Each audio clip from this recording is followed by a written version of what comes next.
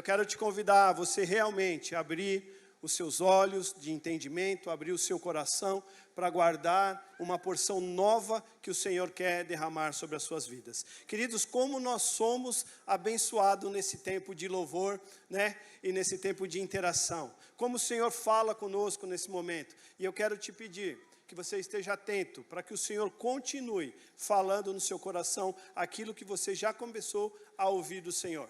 Quando nós damos alguns recados aqui, não é meramente informação, mas é a gente saber daquilo que o Senhor já está fazendo em nós e através de nós, né? Nós estamos aí com uma palavra profética para esse ano, que são as boas novas, vivendo o poder do Evangelho. Quantos aqui querem escutar boas notícias esse ano? Amém? E quantos aqui querem transmitir as boas novas de Cristo esse ano? Queridos, muito mais do que nós recebemos boas notícias, o mais importante nas nossas vidas é nós comunicarmos essas boas notícias. Todos nós que estamos aqui, que já recebemos Jesus como nosso Senhor e Salvador, nós entendemos que a boa notícia é a esperança da vida eterna em Cristo Jesus. E quando você recebe isso no seu coração, não tem como você ficar indiferente ao seu irmão, àquele que ainda não conhece e não ouviu as boas novas de Cristo. Então é por isso que você precisa anunciar as boas novas. Amém? Nós estamos vivendo, queridos, num novo tempo, né? Estamos no início do ano de 2025. E eu creio que não somente um novo início de ano, mas eu creio que um novo tempo para que Deus marque a igreja brasileira.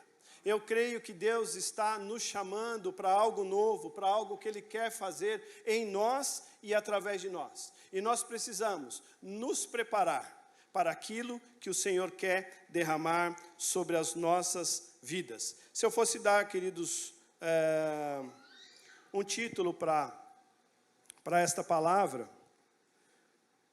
talvez eu diria, deixa eu ver aqui algumas informações que eu coloquei. Talvez eu diria aqui que nós poderíamos dizer, anunciando as boas novas, cheio de graça e poder. Quando nós falamos em anunciar as boas novas de Cristo, muitas vezes, queridos, nós não compreendemos exatamente aquilo que o Senhor espera de cada um de nós. Anunciar as boas novas de Cristo é muito mais do que simplesmente nós abrirmos o nosso coração para fazer aquilo que nós sabemos que é da vontade do Senhor, mas isso é algo que deve ansiar no nosso coração. Nós deveríamos, acordar de manhã e estar ansiosos para poder anunciar as boas novas de Cristo ao primeiro que a gente vê. É interessante, queridos, que eu estava ao longo dessa semana meditando e preparando a palavra, e essa noite eu tive um sonho, e eu sonhei que eu estava num lugar onde tinha muita gente, era como se fosse uma festa, mas tinha vários ambientes. Então eu olhava para um lado, tinha um ambiente, por exemplo, gourmet, onde tinha muita gente ali comendo. Eu olhava para um outro lado, tinha um ambiente de lazer e eu via um monte de gente ali se divertindo. Tinha pessoas sentadas em mesas assim, se divertindo, jogando, tal. E eu estava ali, eu estava ansiando no meu coração, porque eu não conhecia as pessoas, eu não sabia nem por que eu estava ali, e eu falava, a gente precisa falar do amor de Jesus para essas pessoas. E eu ficava buscando um ponto de conexão. Quem que vai me dar uma oportunidade? Aonde que eu vou pegar um gancho aqui para eu poder falar alguma coisa? E aí eu lembro que estava tendo uma discussão entre eles, e tinha 3 pessoas que estavam em pé, eram 3 homens que estavam em pé, e eles debatiam com algumas pessoas que estavam sentadas. Eles estavam discordando em algo, eu não consigo lembrar direito o que era que eles estavam discordando. E aí alguém falava alguma coisa que tinha a ver com esperança em Deus. Aí o cara falou assim, eu concordo. Aí meio que parou a discussão, porque falaram que tinha uma esperança em Deus, então eu concordo. Aí eu falei assim, aí é o gancho. Aí eu falei, esse é o cara, eu vou esperar ele sair de lá. Aí o cara sai de lá, eu vou atrás do cara, eu preciso achar aquele cara, eu preciso falar aquele cara, porque eu vi que aquele cara, ele conhecia as pessoas que estavam ali. Quando ele falava com as pessoas que estavam ali, as pessoas prestavam atenção nele. Eu falei, esse é o meu ponto de conexão, eu preciso falar com ele. E aí é interessante, pois eu preciso até compartilhar com o pastor Feijão. Na verdade eu não compartilhei nem com a Pri, eu estava digerindo isso ainda. É muito interessante que eu precisava sair daquele lugar. Eu tinha um compromisso e eu não podia ficar naquele lugar. Então, tinha pessoas me esperando em outro lugar, dependendo de mim. Eu precisava ir para lá. E eu estava ali, meio que sendo remoído por dentro. Eu não posso ir, eu não posso deixar aqueles que estão me esperando. Mas eu também não posso deixar de falar do amor de Cristo para essas pessoas. E era aí que eu vi o pastor Feijão. E quando eu vi o pastor Feijão, eu aliviava o meu coração. Eu falei, Feijão, deixa eu te falar, é isso, isso, isso. Eu estou indo embora, mas a gente não pode deixar de falar do amor de Cristo para essas pessoas que aqui estão. Ele falou, pode deixar que eu assumo. E aí eu fui embora, tranquilo. E o sonho termina assim, queridos, mas foi uma coisa muito, muito legal. E eu acho que nesse novo tempo, nós vamos passar por situações que é o que a gente vê na palavra do Senhor, que desde o início da igreja primitiva acontecia. E nas nossas vidas, nas nossas igrejas, nos dias de hoje, não é diferente. Então eu quero falar hoje sobre um personagem. Esse personagem, eu creio que ele tem muito a agregar nas nossas vidas nos dias de hoje. Eu acho que nós podemos aprender muito com esse personagem bíblico, que é Estevão. E talvez você fale, eu já ouvi algumas pregações sobre Estevão. E eu quero te falar nessa manhã, se prepare para a palavra profética que o Senhor quer liberar no dia de hoje para a sua vida. Amém? Não importa quantas vezes nós ouvimos falar de algo ou de alguém, o que importa é aquilo que o Senhor está renovando através da sua palavra e que Ele quer falar nos nossos corações no dia de hoje. E eu creio, queridos, que esse é um momento profético. E o que o Senhor quer liberar uma palavra profética sobre as nossas vidas nesse tempo. Você está comigo? Você está ansioso por aquilo que o Senhor vai falar ao seu coração? Eu quero te convidar, queridos, para você abrir a sua Bíblia em Atos 6.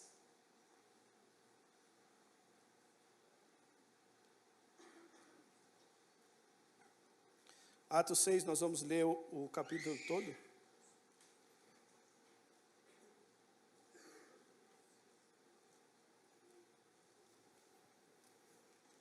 Deixa eu só ver se eu consigo abrir aqui, para a gente acompanhar por aqui. Aqui é muito pequeno. Então, Atos 6, nós vamos ler a partir do versículo 1. Diz assim a palavra do Senhor. Naqueles dias, crescendo o número de discípulos, os judeus de fala grega, entre eles, queixaram-se dos judeus de fala hebraica, porque as suas viúvas estavam sendo esquecidas na distribuição diária de alimento.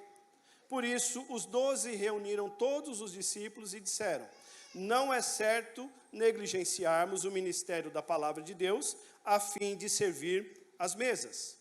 Irmãos, escolham entre vocês 7 homens de bom testemunho, cheios do espírito e de sabedoria, e passaremos a eles essa tarefa, e nos dedicaremos à oração e ao ministério da palavra. E tal proposta agradou a todos. Então escolheram Estevão, homem cheio de fé e do Espírito Santo, além de Filipe, Prócoro, Nicanor, Timon, Pármenas e Nicolau, um convertido ao judaísmo proveniente da Antioquia. Apresentaram esses homens aos apóstolos, os quais oraram e lhes impuseram as mãos. Assim, a palavra de Deus se espalhava, crescia rapidamente o número de discípulos em Jerusalém, e também um grande número de sacerdotes obedeciam à fé. Versículo 8. Estevão, homem cheio da graça e do poder de Deus, realizava grandes maravilhas e sinais entre o povo. Contudo, levantou-se oposição dos membros da chamada Sinagoga dos Libertos, dos judeus de Cirene e de Alexandria, bem como nas províncias da Cilícia e da Ásia. Estes homens começaram a discutir com Estevão, mas não podiam resistir à sabedoria e ao espírito que ele falava. Então, subornaram alguns membros, alguns homens, para dizerem, ouvimos Estevão falar palavras blasfemas contra Moisés e contra Deus. Com isso, agitaram o povo e os líderes religiosos e os mestres da lei, e prendendo Estevão, levaram ao Sinédrio. Ali apresentaram falsas testemunhas que diziam, este homem não para de falar contra este lugar e contra a lei. pois ouvimos dizer que esse Jesus, o Nazareno, destruirá este lugar e mudará os costumes que Moisés nos deixou. Olhando para ele, todos os que estavam sentados no sinédrio viram que o seu rosto parecia o rosto de um anjo. Você pode fechar o seu coração, seus olhos nesse momento? Pai, em nome de Jesus, nós apresentamos a Ti esta palavra, Senhor, e nos colocamos diante de Ti, para que o Senhor venha revelar no nosso coração nesta manhã, aquilo, Senhor Deus, que está no seu coração. Nós nos abrimos, Pai, para o entendimento daquilo que o Senhor quer falar conosco nesta manhã. E nós te pedimos, fale conosco, não somente aquilo que nós precisamos ouvir, mas não somente aquilo que nós queremos ouvir, mas sim aquilo que nós precisamos ouvir. E nos impulsiona, Senhor Deus, para que nós estejamos prontos, Senhor, para calçar as sandálias do Evangelho da paz, em nome de Jesus. Amém? Queridos, o capítulo 6 de Atos, ele começa no versículo 1, falando assim: naqueles dias, e nós precisamos entender quais eram aqueles dias. Quando a gente volta um pouquinho, ali em Atos 2, por exemplo, nós vamos ver ali, né, a vinda do Espírito Santo ali no momento de Pentecostes. Você lembra dessa passagem? Essa passagem é muito conhecida. Os discípulos estavam ali reunidos e, de repente, né, houve aquele momento de encher do Espírito Santo. O Espírito Santo invade aquelas vidas, aqueles discípulos, aqueles corações, né, e manifesta o seu poder ali, ao ponto deles começarem a falar em outras línguas, em ponto deles estarem cheios do Espírito Santo. Mas naquele contexto ali, a gente vai ver também alguns homens que olhavam aquilo e não estavam entendendo o que estava acontecendo. E alguns chegavam até a questionar, dizendo: parece que esses caras aí estão embriagados, tomaram muito vinho.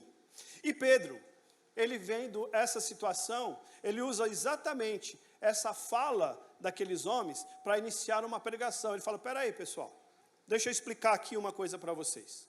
Ainda são 9 horas da manhã e esses homens não estão embriagados. Na verdade, o que está acontecendo aqui foi algo que foi profetizado pelo profeta Joel. O que vocês estão vivenciando aqui é algo que já foi profetizado. E a partir dali, Pedro estabelece ali e inicia o seu sermão. E nós vamos ver mais para frente que ao final desse sermão, ao final dessa ministração, 3.000 homens se convertem.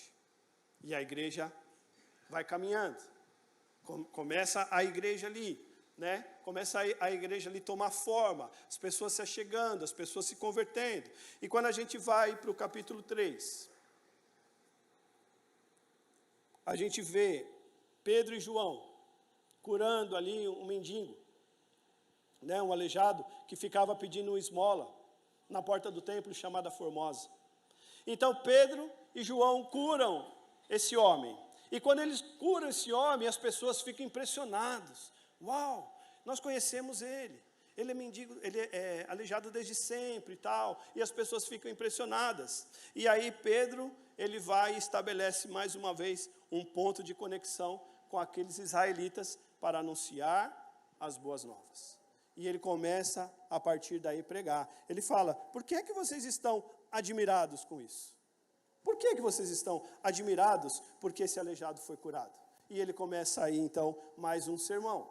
Só que enquanto Pedro está ali declarando a palavra do Senhor, enquanto Pedro está ministrando ali aqueles corações, os líderes, né, sempre ali os líderes religiosos, as pessoas ali que não tinham ainda se encontrado com o verdadeiro amor de Cristo, as pessoas começaram a se incomodar com isso.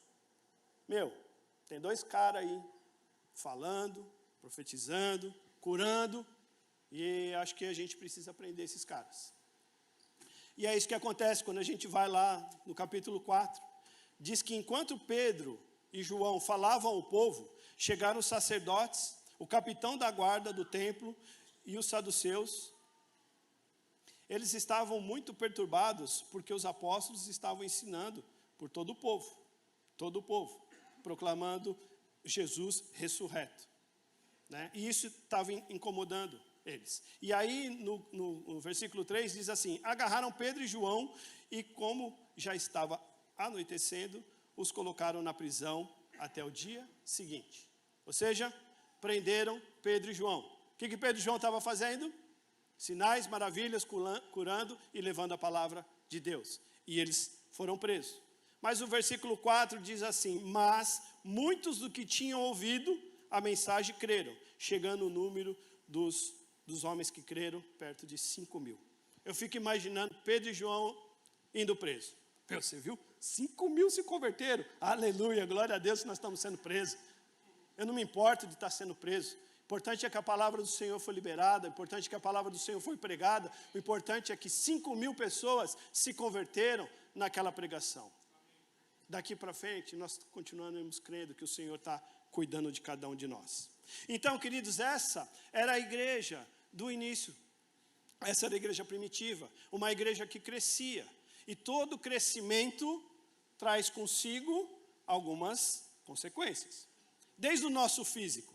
Você sabia que crescer dói? Quando nós crescemos, quando nossos ossos crescem, quando nós nos desenvolvemos. Aqui vamos falar aqui para o pessoal fitness. Eu sei que a gente tem alguns pessoal aqui, né? Da academia, né, alemão? Então, o que acontece? E o Michael também está nessa aí, ó, a partir desse ano. Então, o que acontece? Eu preciso fazer meu músculo crescer. Vai doer. Vai doer. Então, o crescimento cresce. E o crescimento da igreja, queridos, ao ponto que a igreja ia crescendo, os problemas iam surgindo, iam acontecendo. Quando a gente vê aqui no capítulo 5 de Atos, nós vamos ver aqui um problema que todos nós aqui acho que já conhecemos. Instaura-se um problema dentro da igreja, um problema moral, um problema de ordem moral, que é a passagem de Ananias e Safira. Naquela época onde o povo, os discípulos ali estavam pregando, a igreja estava crescendo, a igreja está desenvolvendo. Aqueles que entendiam o verdadeiro chamado de Jesus para a vida deles, o que eles estavam fazendo? Vendendo seus bens, trazendo, né, esses recursos ali para os apóstolos administrarem, para que a igreja pudesse fluir, crescer. E as pessoas estavam fazendo isso porque elas eram tocadas em seus corações para fazer isso. Só que Ananias vende seu bem e vai levar a sua oferta. Só que ele retém uma parte, ou seja, ele mente, ele engana.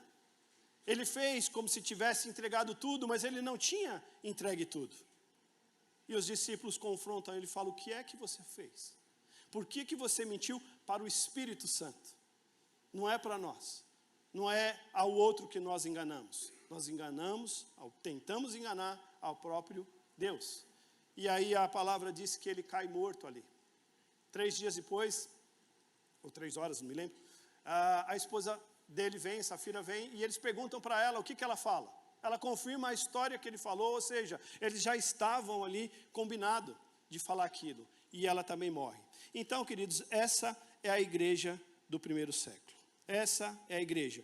E o capítulo 6, que é o nosso texto base para isso aqui, ele começa justamente dentro desse contexto, falando que naqueles dias, ou seja, nos dias onde a igreja estava avançando, estava crescendo e estavam aparecendo os primeiros problemas. Quantos aqui já identificaram que quando você dá um passo para uma coisa nova, você começa a fazer algo novo, você começa a perceber algum crescimento, aparecem alguns problemas na sua frente. Queridos, deixa eu te falar uma coisa, preste bem atenção. Problema não é problema. Primeira coisa que você precisa entender, o problema não é problema. Problema é você não saber resolver o problema. Problemas, eles existem. Vão continuar existindo, vão aparecer, vão surgir nas nossas vidas. Agora, o problema é, como é que nós vamos lidar com o problema? Então, o problema em si, ele não é um problema. Versículo 1 diz assim: naqueles dias, crescendo o número de discípulos, os judeus de fala grega, entre eles queixaram-se dos judeus de fala hebraica, porque as suas viúvas estavam sendo esquecidas na distribuição diária de alimento. Vamos trazer isso para o nosso dia de hoje. Nos nossos dias de hoje nós podíamos dizer assim: o pessoal vai chegar aqui e falar: pastor, o negócio é o seguinte, o E-Social, ele está distribuindo cesta para o pessoal aqui de cima, mas não está distribuindo cesta para o pessoal lá de baixo. O pessoal lá de baixo, eles precisam também de cestas.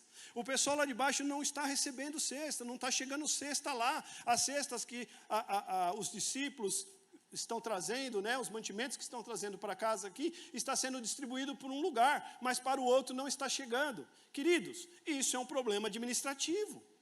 Isso é um problema, tem que ter alguém para organizar, né, Vanessa? Tem que ter alguém para organizar, tem que ter alguém para cuidar disso. Queridos, e não vai ser o pastor que vai fazer isso. O pastor não vai deixar, né, de focar ali no ministério da oração e da palavra para resolver esses problemas. E é por isso, queridos, que na igreja tem diáconos, presbíteros, líderes, supervisores, coordenadores, porque são essas pessoas que vão cuidar de algumas coisas. E aqui nós aprendemos algo muito importante. Ninguém faz nada sozinho. Não pense você, queridos, que você é super capaz de fazer tudo. Você pode até fazer as coisas sozinho, sem a ajuda de alguém, mas isso vai trazer algumas consequências para você. Então, nós precisamos entender isso. E esse problema estava sendo instaurado dentro da igreja. E aqui, a gente vê algo importante. Porque quando a gente fala que os pastores não têm que fazer nada sozinhos, e por isso dentro da igreja existe uma liderança, eu queria falar também agora para os líderes de célula. Você, líder de célula, você também não precisa fazer tudo sozinho na sua célula. Eu não sei quantos líderes já perceberam isso, mas eu, queridos, eu confesso que como líder de célula eu demorei muito tempo para perceber isso. Porque eu sou uma das pessoas que tende a ser centralizadoras. Eu quero fazer, eu quero resolver, eu prefiro eu mesmo fazer, porque aí eu faço do meu jeito, aí eu não fico dependendo de ninguém, mas isso não é bom. Quando a gente centraliza as coisas em nós, nós trazemos algumas consequências em relação a isso. Então, líder de célula, prepare alguém para ser ali o seu apoio, o seu co-líder, um líder em treinamento. Quando a gente fala, queridos, nós fazemos uma vez por ano uma reunião. Antigamente, não sei quantos lembram, mas nós tínhamos reunião de liderança toda terça-feira. Quem é dessa época? Michael, alguns são dessa época, né? O Fernando lembra disso. Nós tínhamos reunião de liderança toda terça-feira na igreja. Como é que funcionava essa reunião de liderança? A gente tinha uma célula, o pastor Fernando dava a célula para os líderes. E a gente replicava essa célula no restante dos dias.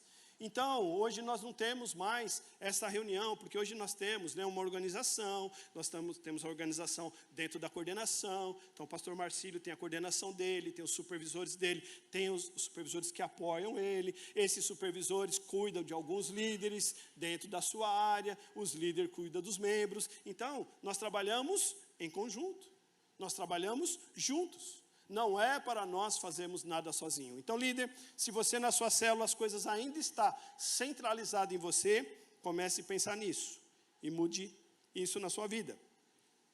Versículo 2, ele fala assim: por isso, os 12 reuniram todos os discípulos e disseram: não é certo negligenciarmos o ministério da palavra de Deus a fim de servir às mesas.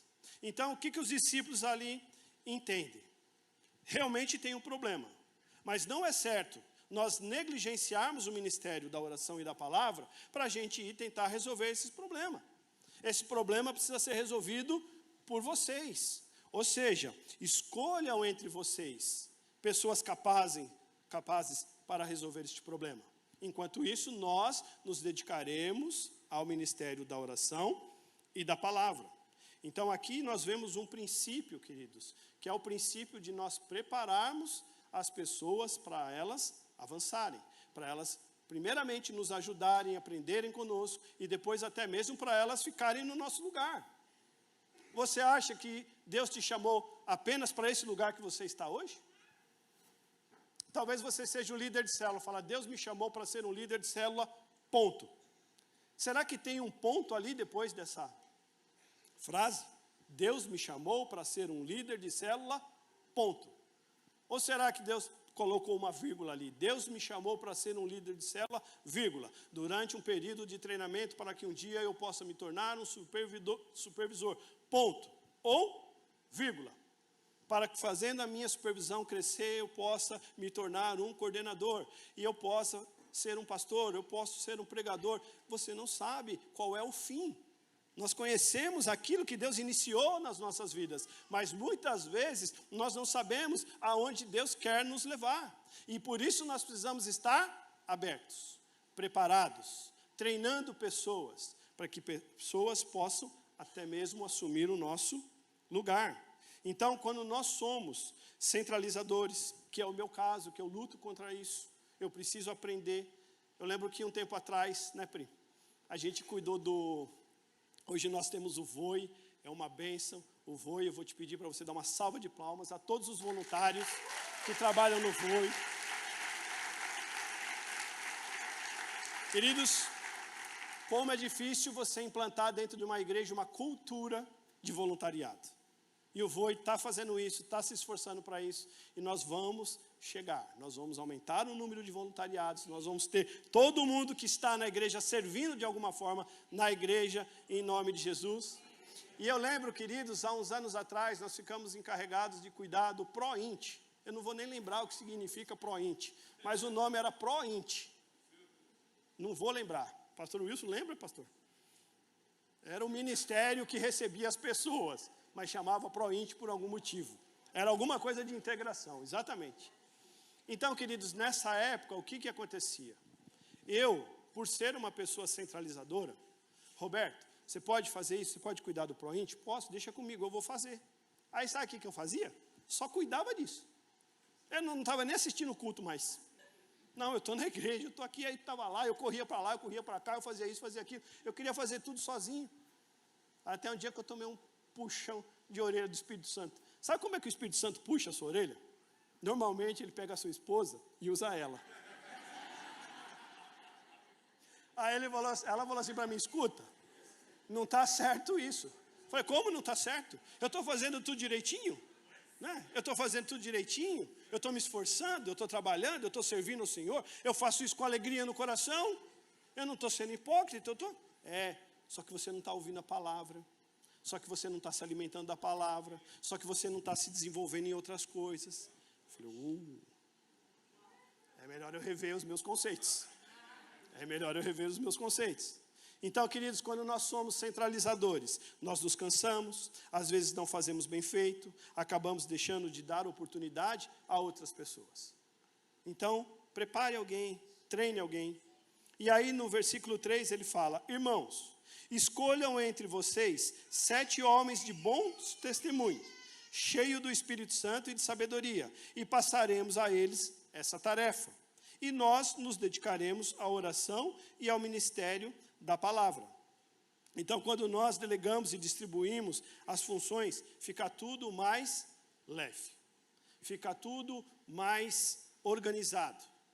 Querido, eu não gosto de usar a palavra mais fácil, porque nós não buscamos facilidade, nós buscamos eficiência e excelência. É diferente. Eu não quero fazer o que é mais fácil, eu quero fazer aquilo que agrada o Senhor. E às vezes aquilo que agrada o Senhor não é o mais fácil, depende de nós um esforço. Você se lembra da história de Jetro, sogro de Moisés? Moisés, em determinado momento, ele sentava e ia julgar ali a situação, a questão do povo. Eu acho que ali foi iniciado a primeira fila indiana. Moisés sentado e o povo, aquela fila. Ele olhava lá, oh meu Deus, vou ter que atender todo mundo hoje.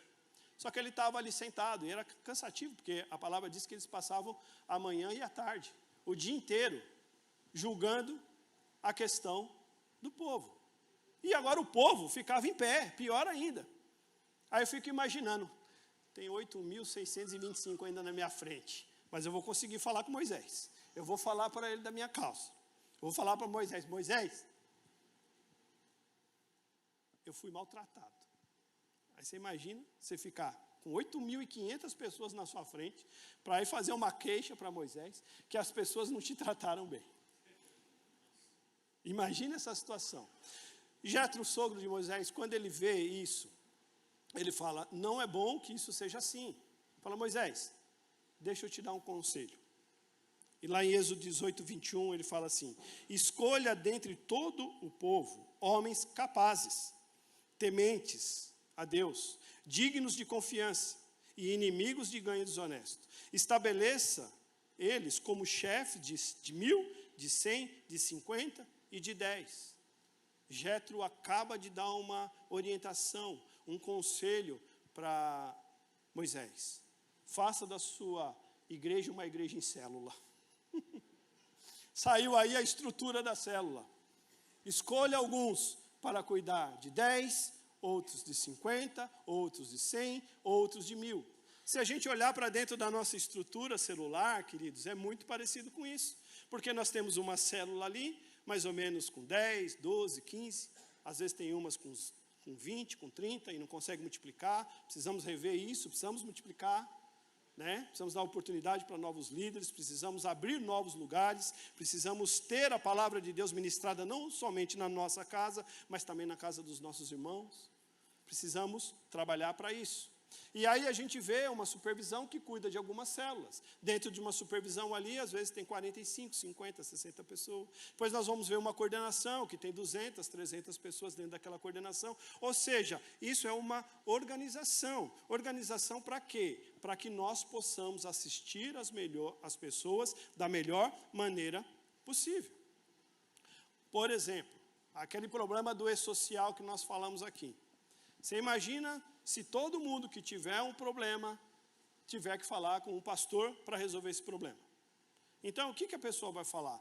Na minha célula, ele vai comentar isso com o meu líder. Olha, eu estou com esse problema aqui. O líder, ele está sendo preparado e treinado para resolver esses pequenos problemas. Talvez ele não consiga. Ele vai falar com o supervisor dele, vai falar com o coordenador, com o pastor. Mas, enfim, há muitas coisas e muitos problemas que acontecem ali naquele grupo pequeno, o líder de célula resolve.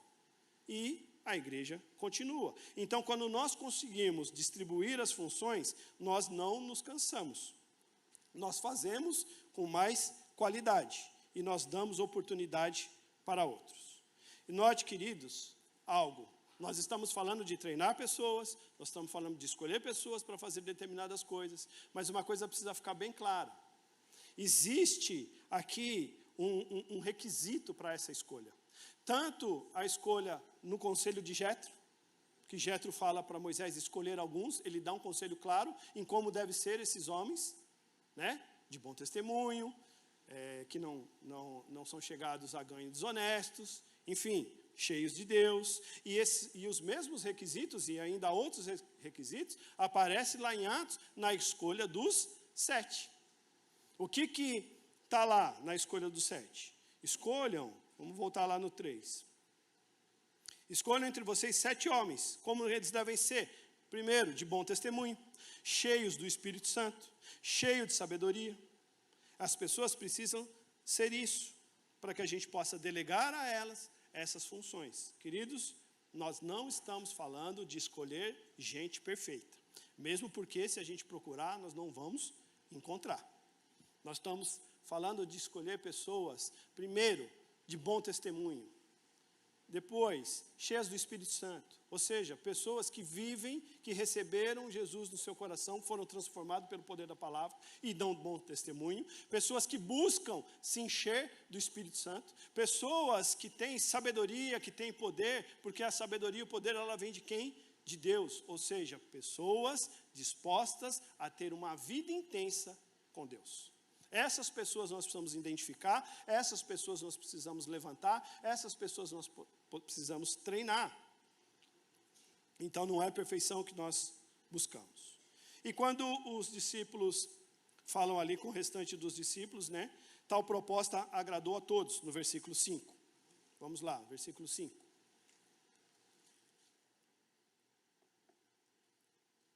Tal proposta agradou a todos. Então escolheram Estevão, homem cheio de fé e do Espírito Santo, além de Filipe, Prócoro, Nicanor, Timon, Pármenas e Nicolau, um convertido ao judaísmo proveniente de Antioquia. Apresentaram esses homens aos apóstolos, os quais oraram e lhes impuseram as mãos. Assim a palavra de Deus se espalhava. Crescia rapidamente o número de discípulos em Jerusalém. Também um grande número de sacerdotes obedecia à fé.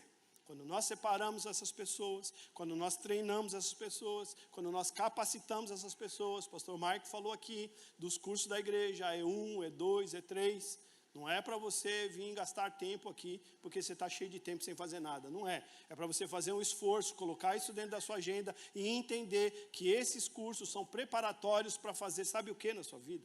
Te levar para o lugar que o Senhor quer que você vá. Esses cursos é para que você aprenda, se capacite, se prepare para viver algo novo de Deus sobre você. Então, queridos, venham fazer. Quem ainda não fez, venham fazer os cursos. E quando nós levantamos, então, essas pessoas, ali a gente vê os discípulos orando por essas pessoas, escolheram as pessoas, olharam para essas pessoas e enviaram.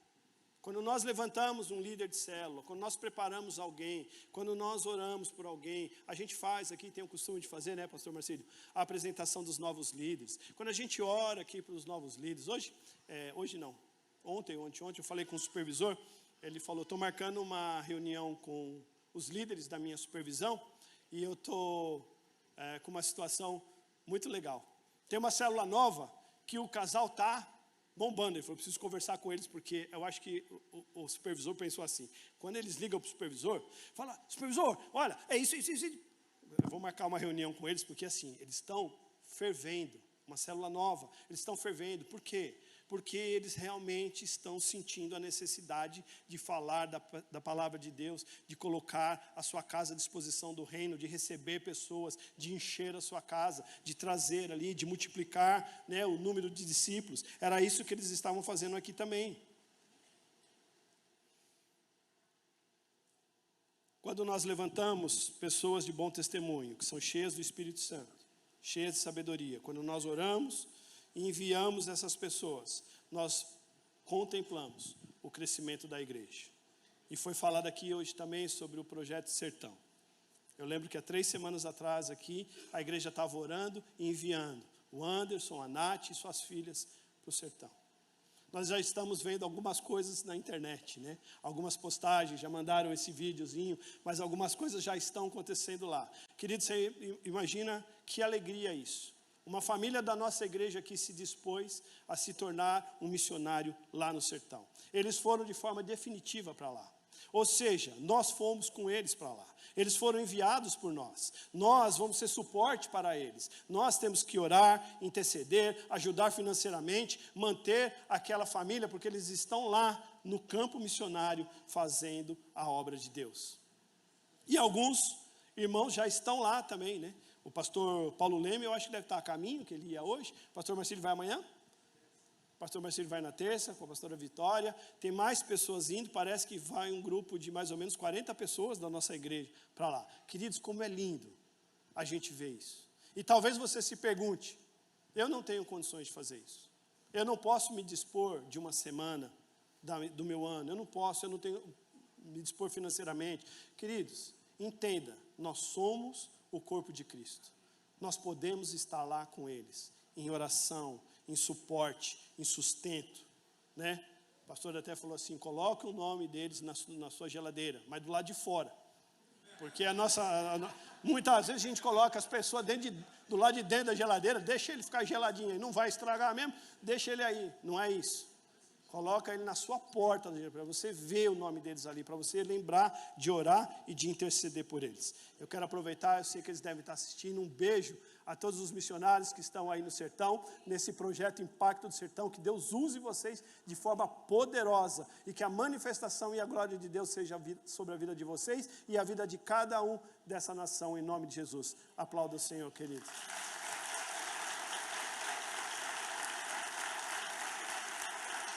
Certamente, nós vamos ouvir muitos testemunhos. Eu lembro que no ano passado o pastor Rafael esteve lá, e a oportunidade que eu tive um pouquinho de conversar com o pastor Rafael, ele falou, pastor Roberto, não dá para explicar. Simplesmente não dá para explicar o que a gente vive lá. A movimentação do poder do Espírito Santo é demais. E aí, queridos, versículo 8, vamos seguir aqui. Estevão, homem cheio de graça e do poder de Deus, realizava grandes maravilhas e sinais entre o povo.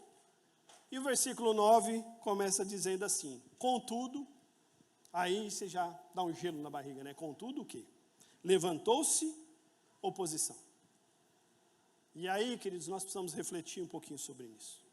Porque todas as vezes que nós vamos fazer alguma coisa, que a gente consegue ter sucesso em algo, que a gente consegue avançar, principalmente no que diz respeito às coisas do reino de Deus, vão se levantar oposições na nossa frente. Nós estamos no ano de viver as boas novas, o poder do Evangelho de Cristo, mas eu preciso te dar algumas notícias que não são tão boas, mas são realistas. Problemas vão continuar existindo. Problemas vão continuar surgindo diante de nós. Oposições vão se levantar. E apesar de estarmos, nesse momento de anunciar as boas novas, nós precisamos estar preparados para toda a oposição que se levantar diante de nós.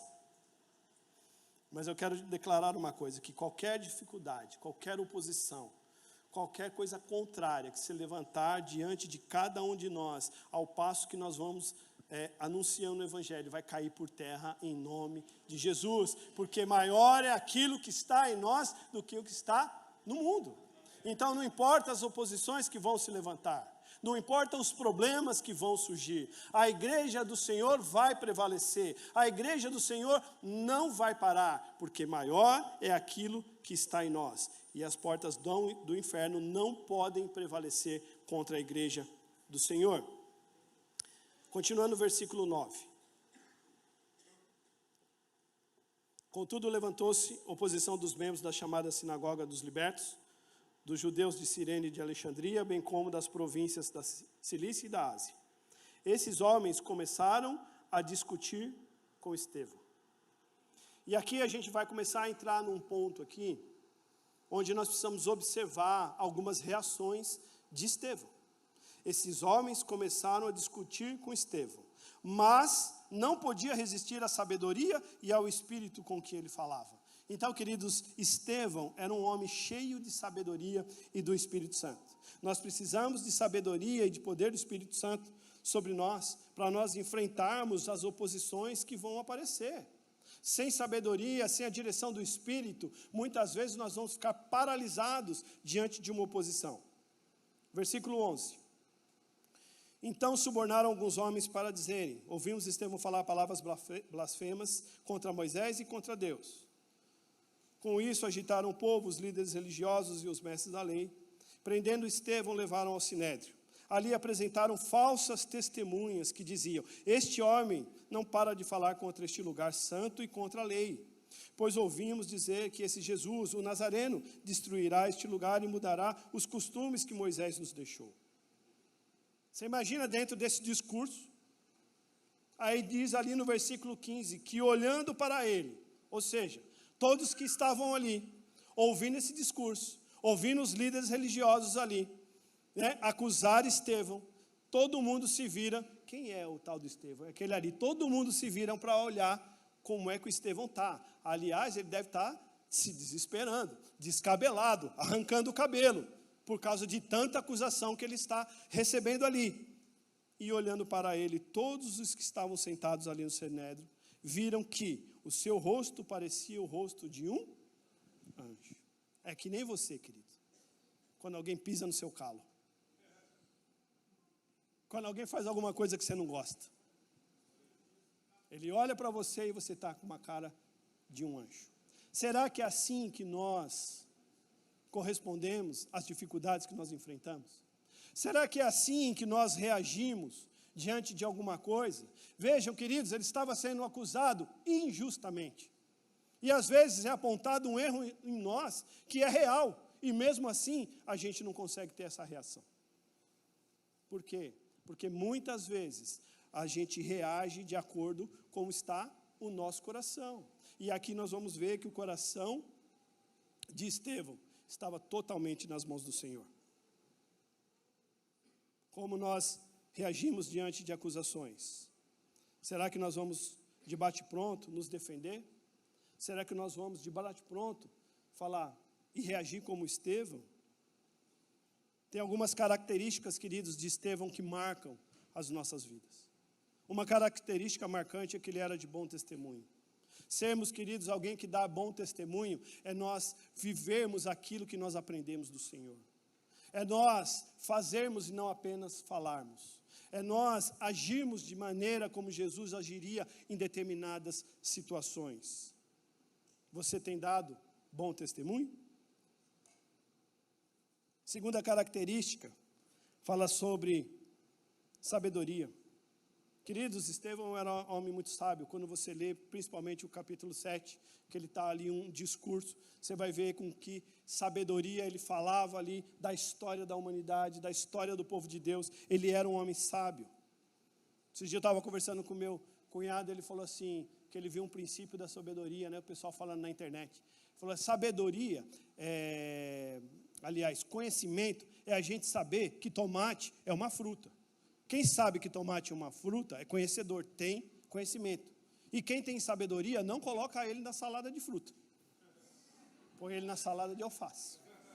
Certo? Então tenho o conhecimento e a sabedoria. São coisas diferentes. Uma terceira característica, queridos, de Estevão, ele era cheio da graça e do poder de Deus.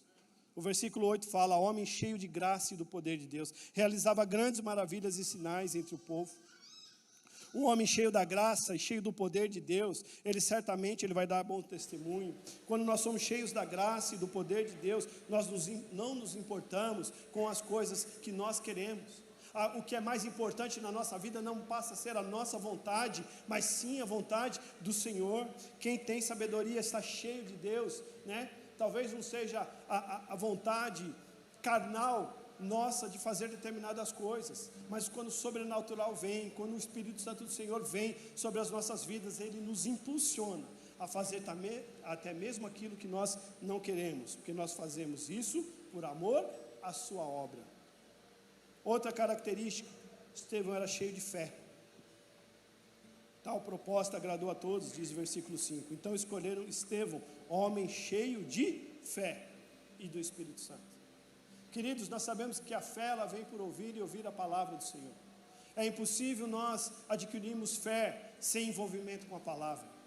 O que enche o nosso coração de fé é ouvir a palavra, é ler a palavra, é meditar na palavra. E o que nos enche, queridos, do Espírito Santo é estar com os nossos corações abertos pela revelação que a palavra nos traz, para que o Espírito Santo habite em nós, nos direcione, nos conduza diante de determinadas situações, para que um dia a gente possa chegar perto dessas características que Estevão tinha, tão marcantes na vida dele. Lá no capítulo 7, nós vamos ver um longo discurso de Estevão. Ele fala de Abraão, ele fala de José, ele fala de Moisés, ele fala de tantos homens da Bíblia, e ele está ali com toda a sabedoria e conhecimento, fazendo aquele sermão, e a gente entende que aquele sermão foi de improviso, porque ele começa o sermão respondendo a uma pergunta, e a pergunta é, então o sumo sacerdote perguntou a Estevão, são verdadeiras essas acusações? A resposta para mim é muito simples, não. Mas ele escreve um sermão, queridos, quantos capítulos tem, quantos versículos tem o sermão dele aqui? 57, 60. Aí ele responde essa pergunta, que poderia responder como não, porque realmente não era verdadeira aquelas acusações, mas ele escolhe não responder aquilo que estava no coração dele, mas ele escolhe fazer a vontade do Senhor e ministrar ali naqueles corações, e falar ali, aí ele fala dos homens de Deus, ele fala do povo, ele fala o que aconteceu, e ele vai falar inclusive o que aconteceu com Jesus, que os líderes religiosos mataram Jesus, que crucificaram Jesus, e ele fala, é a mesma coisa como vocês estão fazendo o mesmo, e ele faz com que todos ali comecem a refletir sobre isso. No capítulo 7, versículo 54 diz assim, ouvindo isso, ficaram furiosos, aqueles líderes ficaram furiosos, mas Estevão, cheio do Espírito Santo, levantou os olhos para o céu e viu a glória de Deus. Ele viu Jesus em pé à direita de Deus. Queridos, imagine você no meio da maior pressão da sua vida, Você naquele tempo onde as pessoas estão procurando te acusar falsamente, e nós sabemos que essa acusação é para levar ele à morte. Nós conhecemos o final dessa história. Você imagina dentro desse contexto, você conseguir, aquelas pessoas todas te acusando de blasfema, falando de você, e você, ao invés de olhar para aquelas pessoas, você olha para o céu. E você consegue contemplar a glória de Deus em meio a essa perseguição, em meio a essa aflição que você está vivendo. Ele viu o céu aberto, o Filho do Homem em pé à direita de Deus. Mas eles estavam, aqueles líderes todos com os ouvidos tapados.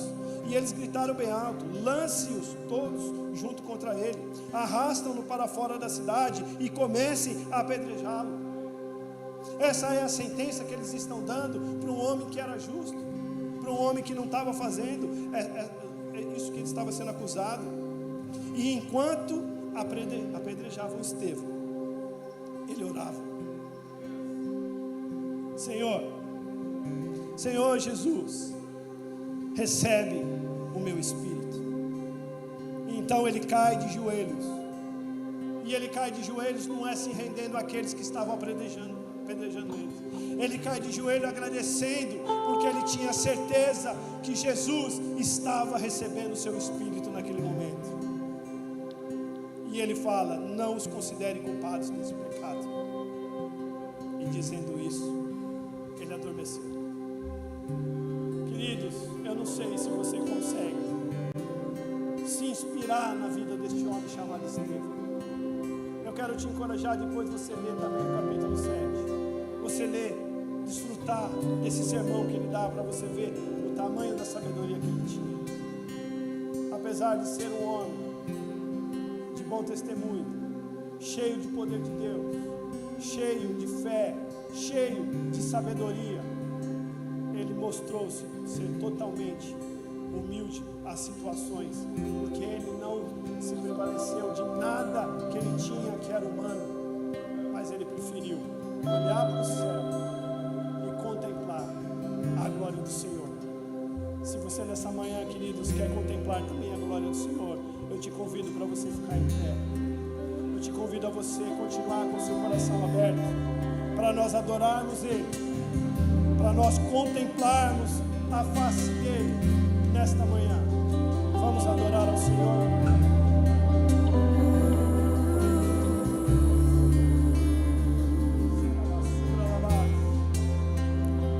Usa-me em qualquer lugar, derrama tua glória em mim, servirei em qualquer lugar, quero ver tua beleza. Usa-me em qualquer lugar, derrama sua glória em mim, servirei em qualquer lugar, quero ver tua beleza. Usa-me em qualquer lugar, derrama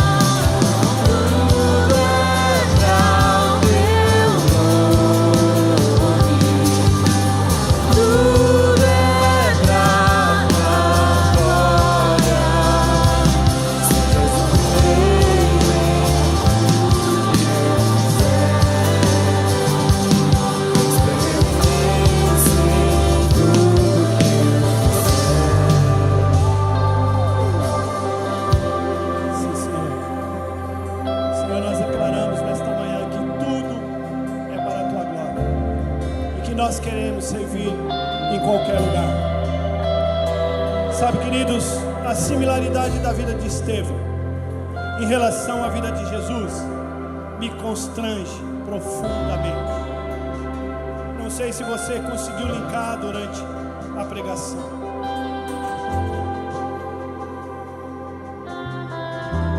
Jesus foi acusado de blasfêmia. Estevão também. Jesus foi interrogado pelos líderes religiosos. Estevão também. Jesus pediu para o Pai que perdoasse aquele povo. Estevão também. Jesus entregou o seu Espírito ao Pai.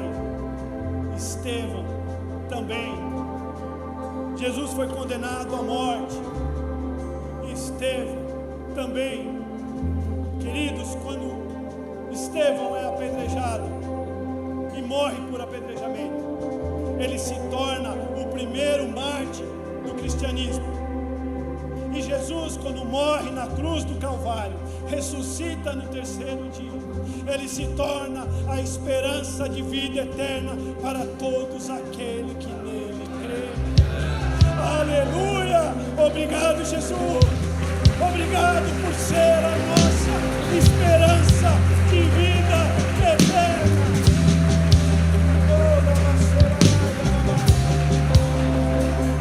Queridos, a minha oração nesta manhã é que você possa receber no seu coração uma palavra de encorajamento, que você possa, a exemplo de Estevão, anunciar as boas novas de Cristo, independente das perseguições que você está sofrendo, que você possa avançar. Palavra profética nesta manhã é que o Senhor quer levantar no meio da igreja homens e mulheres cheios da graça e do poder como Estevão, para anunciar as boas novas do Evangelho de Jesus. Eu quero nesta manhã fazer um convite. Talvez nós tenhamos pessoas aqui neste salão que nunca entregou a sua vida para Jesus, que nunca fez como Estevão, que nunca recebeu uma palavra e nessa palavra foi confrontado dos seus pecados e com entendimento reconhecer que sem Jesus é impossível. Se ele tem no nosso meio aqui, talvez você esteja vindo pela primeira vez, ou talvez você já tenha vindo algumas semanas, mas se você nunca fez uma oração de entrega para Jesus, eu quero te encorajar a fazer nesta manhã. Eu queria que você levantasse as suas mãos para a gente orar juntos. Tem alguém aqui, lá embaixo, lá no fundo, glória a Deus, pode ficar com a sua mão levantada. Tem mais alguém? Lá em cima da galeria, com mãos levantadas lá. Amém, glória a Deus, levante sua mão bem alto para eu saber quem é. Amém, glória a Deus. Quem levantou a mão aqui embaixo, pode vir aqui na frente, traga ela, venha com ela aqui para frente. Eu quero orar com você, eu quero fazer essa oração junto com você. As pessoas que estiverem lá em cima podem descer. O pastor Marcinho está lá. Nós vamos receber você aqui. Nós vamos orar com você. Nós vamos te capacitar e fortalecer para você continuar sendo uma pessoa usada por Deus. Em nome de Jesus. Em nome de Jesus. Só tem lá em cima? Aqui embaixo não tem ninguém? Aqui embaixo não tem ninguém, né? Só lá em cima. Eu vou fazer uma oração e eu gostaria que vocês repetissem comigo, dizendo assim: Senhor Jesus, eu reconheço que sou pecador, mas também reconheço o preço que o Senhor pagou na cruz para me dar vida, esperança de vida eterna. Nesta manhã eu entrego diante de Ti tudo que sou e tudo que tenho. Eu coloco o meu coração diante de Ti. Te peço, Jesus, faz de mim como Estevão, que pode anunciar o Seu Evangelho, independente das situações. Eu reconheço que o Senhor é o único e suficiente Salvador da minha vida. Receba, Senhor, o meu coração nesta manhã. Escreva meu nome no livro da vida, em nome de Jesus. Amém. Aplauda o Senhor. Aleluia.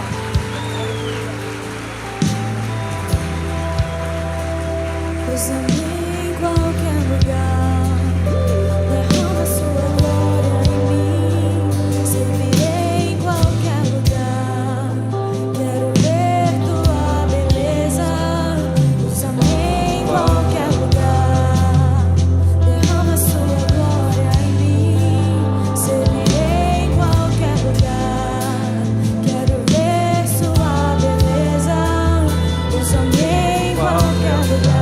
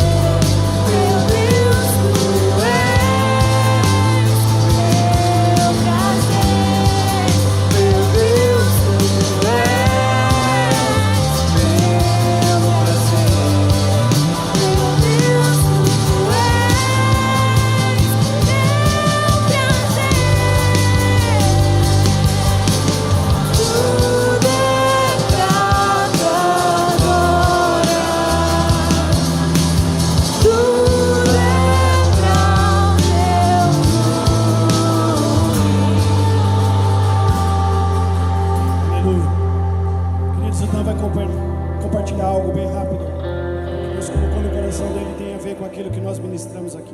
Amém, paz, igreja. Queria contar para vocês rapidinho um testemunho que aconteceu no meu trabalho.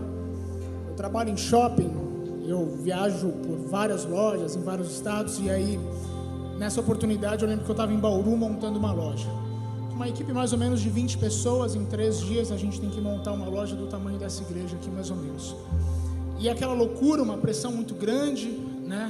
Pessoas de vários lugares diferentes, com histórias diferentes, e a gente fica lá 12, 14 horas por dia montando essa loja para entregar ela. E eu lembro que durante o trabalho as pessoas acabam falando da sua vida, falando dos seus valores, e eu lembro que nessa montagem específica tinha algumas pessoas que elas falavam para toda a equipe sobre a situação do seu casamento. Eu tô largando meu marido porque o que importa é eu ser feliz, o que importa é eu viver minha vida, eu vou cuidar do meu cachorro, eu não tô nem aí para isso. E aí, eu não sou um cara muito combativo de ficar discutindo esse tipo de coisa, mas eu lembro que naquela montagem específica eu me posicionava e falava publicamente, lá do outro lado da loja, eu falava: eu discordo de você. Eu acho que o casamento é isso, aquilo e aquilo outro. E eu trazia os valores que a palavra de Deus e que o discipulado de Jesus me ensinava. E isso aconteceu diversas vezes. Eu diria até que no fim dessa montagem, eu acho que talvez metade da equipe gostava de mim e metade deviam olhar e falar: meu, que cara esquisito. Mas eu queria dizer para vocês que sempre tem alguém olhando. Sempre tem alguém te observando. Até essa moça, ela era uma das gestoras, ela ia trabalhar em dupla com outro gestor. Esse rapaz se chamava Rodrigo. O Rodrigo chegou em mim, eu acho que era uma segunda-feira, e ele falou assim: a gente pode almoçar junto um dia essa semana? Eu falei: claro, a gente pode sim. Ele falou: mas tinha que ser longe do pessoal, tinha que ser só eu e você. Eu falei: claro. E aí naquele dia não deu, no dia seguinte nós íamos almoçar junto, e eu lembro que eu orei antes. Eu lembro que eu orei assim no shopping, quando tem aquele vidro, né, de um andar para o outro, aquele parapeito, e eu orei e falei: Espírito Santo, me diz o que o Senhor quer falar com esse homem. E aí o Espírito Santo me deu uma palavra de conhecimento. dizendo que era só para eu dizer que Deus era o pai dele. Ele tinha um pai de amor. E aí nós trabalhamos o período da manhã e fomos almoçar, eu e ele. O pessoal ficou ali, eu sentado com ele na mesa aqui. E eu falei, e aí, cara, o que você quer conversar? E ele falou, cara, eu achei diferente as coisas que você dizia. Eu não sei, parece que eu estava perdido e alguma coisa me fez me encontrar nas coisas que você dizia. E eu falei, cara, eu não sei se isso vai fazer sentido para você, mas Deus pediu para eu te dizer que Ele é o seu pai e Ele sempre esteve contigo. E esse homem se desmantelou a chorar. Ele chorava, mas ele chorava igual um bebê. O Rodrigo me compartilhou que quando o pai natural dele descobriu que a mãe dele estava grávida, ainda adolescentes, o pai dele se matou. Ou seja, por conta da gestação dele, o homem tirou sua própria vida. E quando eu disse a ele a boa notícia de que ele tinha pai e ele era amado, a vida dele foi toda desfeita. Aquele homem se converteu, ele começou a congregar numa igreja na cidade dele, o filho dele também começou a congregar com ele, e é isso que eu queria compartilhar com vocês. Quando vocês não guardam a verdade para dentro de si, mas como o Roberto pregou, como Estevão, vocês têm ousadia e estão prontos a viverem pelo Espírito, por estarem em Cristo, vidas ao redor vão ser transformadas. Amém? Amém, aleluia. Aplauda o Senhor. Aleluia. Queridos, que você possa sair daqui nesta manhã encorajado a continuar anunciando as boas novas de Cristo. Senhor Deus, nós te louvamos, te agradecemos por esse tempo, te agradecemos, Pai, pela tua palavra, Senhor Deus, e eu te peço, Senhor, que o Senhor continue nos impulsionando, Senhor Deus, para toda a boa obra. Nós queremos louvar o teu santo nome, queremos te entregar nesta hora toda a honra e toda a glória e declarar que nós iremos continuar anunciando a tua palavra, independente das circunstâncias, independente das perseguições, e que a tua igreja irá continuar avançando em nome de Jesus, em nome de Jesus. Que o amor de Deus, que a graça do nosso Senhor Jesus Cristo, que o consolo e a comunhão do Espírito Santo seja sobre a sua vida. Vá na paz do Senhor. Deus abençoe.